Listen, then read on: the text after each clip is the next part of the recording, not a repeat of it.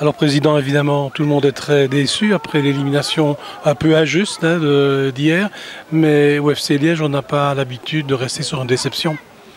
Ben, pour commencer par ça, évidemment déçu, non seulement parce que notre objectif de l'année était de monter et que donc tout ça pour ça, mais deuxièmement aussi parce que ça se joue à 5 cm près et que lorsqu'on sait qu'on a marqué un goal et qu'on a piqué une latte et que vraiment on a le sentiment que ça ne veut pas rentrer, ben c'est effectivement terriblement frustrant. Donc on avait un objectif clair cette année, on s'est battu à tous les niveaux du club, puisque pour atteindre l'objectif il fallait et le gagner sur le terrain et avec la licence et donc dans les bureaux. Donc tout le monde s'est battu pendant 10 mois et on échoue à 5 cm de l'objectif. Donc c'est en effet une déception, mais autant nous sommes déçus, autant nous ne sommes pas abattus.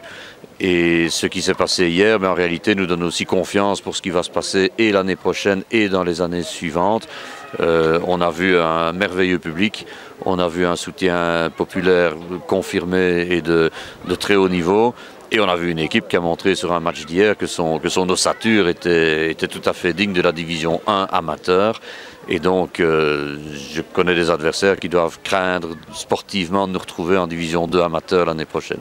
Cela veut dire que l'année prochaine, l'objectif est clair, c'est être champion et monter dans cette division 1 amateur après ce championnat qui se terminera en 2017, c'est-à-dire l'année du 125e anniversaire en plus.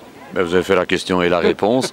L'année prochaine, c'est un jubilé pour le club et c'est aussi une année sportivement importante. Nous voulons en effet rejoindre cette division amateur. Si on le voulait déjà cette année, on le veut a fortiori l'année prochaine et on s'en donnera les moyens. Ça veut dire qu'on va faire une toute grosse équipe, encore plus forte que celle de cette année? On va, comme d'habitude, tenir compte des équilibres. Il y a 16 joueurs du groupe actuel qui sont toujours sous contrat. Je le dis aussi à ceux de nos supporters qui s'inquiéteraient d'avoir déjà entendu un départ ou l'autre. Donc il y a une ossature de l'équipe qui est toujours sous contrat pour l'année prochaine. Et par ailleurs, une volonté de transférer là où il le faut pour renforcer là où il le faut.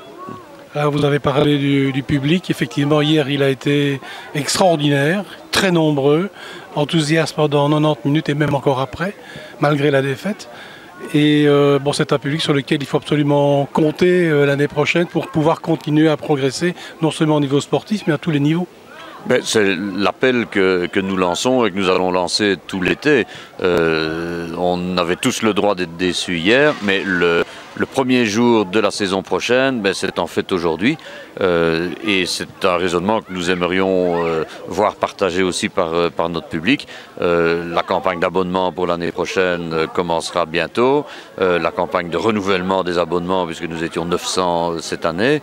Et vraiment avec cette idée de porter-nous vers le titre l'année prochaine, portez-nous vers le 125e anniversaire et portez-nous aussi vers la construction du stade. On a démontré cette année qu'on savait payer nous-mêmes toute une série d'infrastructures. On va devoir continuer à le faire dans les années qui viennent, mais ça implique évidemment que le soutien populaire se confirme. Mais à propos de stade, l'échec, si on peut appeler ça un échec, en tout cas le fait de ne pas monter, ça ne retarde pas les projets d'infrastructure? En soi, ça ne le retarde pas, et ça ne le retarderait que si notre public nous disait, contre toute attente, on ne l'imagine pas un instant, qu'il s'est abonné ou qu'il est venu massivement pour 1 an, mais que la fidélité à recours et la fidélité au Football Club liégeois cesserait parce qu'à 5 cm près, on a loupé l'objectif. Ça, on n'imagine pas du tout. Les marques de soutien ont été innombrables hier soir, et donc nous sommes persuadés que la ferveur sera là l'année prochaine, d'autant plus qu'il y aura un objectif sportif très clair, d'autant plus qu'il y aura une année jubilée, et que tout cela est destiné à doter le club des moyens financiers qui lui permettent de payer lui-même ses infrastructures. Donc nous voulons faire tout cela l'année prochaine. Alors vous avez dit la saison prochaine a commencé aujourd'hui, avec déjà une réunion d'évaluation au sein de la direction? Oui, on a eu une première réunion cet après-midi, y compris avec le directeur sportif et sur les aspects sportifs pour commencer par là.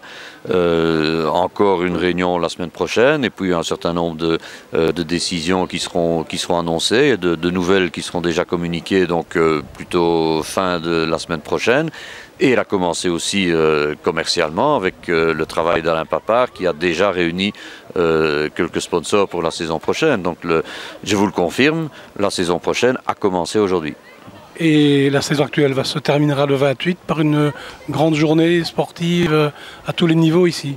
On vérifiera encore les dates, mais ce que nous aimerions, c'est en effet une clôture en beauté qui permettrait aux joueurs de remercier et de féliciter les supporters pour leur soutien pendant toute l'année, même pendant les moments difficiles, et qui permettra au public de saluer les joueurs, et y compris ceux qui nous quitteront, puisque certains ont déjà annoncé leur départ. Et nous voulons vraiment que ce soit l'ensemble du club, y compris son école de jeunes, qui communie en fin de saison pour une saison qui, si on veut en faire le débriefing, n'a pas été si moche que ça. Hein. On a traversé des moments délicats, tout le monde le sait. On a dû se séparer par exemple d'un entraîneur que humainement nous respections tous, donc c'était un moment pénible. On a loupé l'objectif à 5 cm près, c'est un moment pénible. Mais lorsque vous voyez les résultats de nos équipes de jeunes, lorsque vous voyez l'enthousiasme de nos 500 jeunes, lorsque vous voyez l'enthousiasme populaire, lorsque vous voyez les infrastructures qui poussent, lorsque vous voyez que cette équipe a en fait fini 7e, ce qui, s'il n'y avait pas eu de modification de règlement, était un bon résultat pour une première saison en Division 3. Et on a laissé derrière nous des gens comme Boom, comme Hoogstraten, comme Berchem, qui voulaient tous aller dans ces playoffs et qui voulaient tous monter.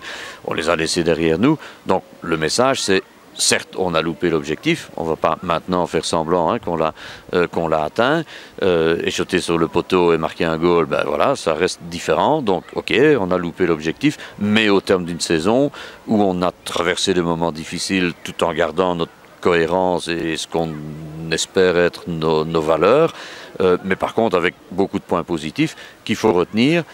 Pas pour se regarder le nombril, mais pour préparer l'année prochaine. La base, elle est là. Le Football Club Liégeois est de retour. Le Football Club Liégeois est de retour, y compris financièrement et administrativement. Je dois vous rappeler qu'il n'y a pas des dizaines de clubs qui ont obtenu leur licence. Et on veut construire là-dessus et on va continuer.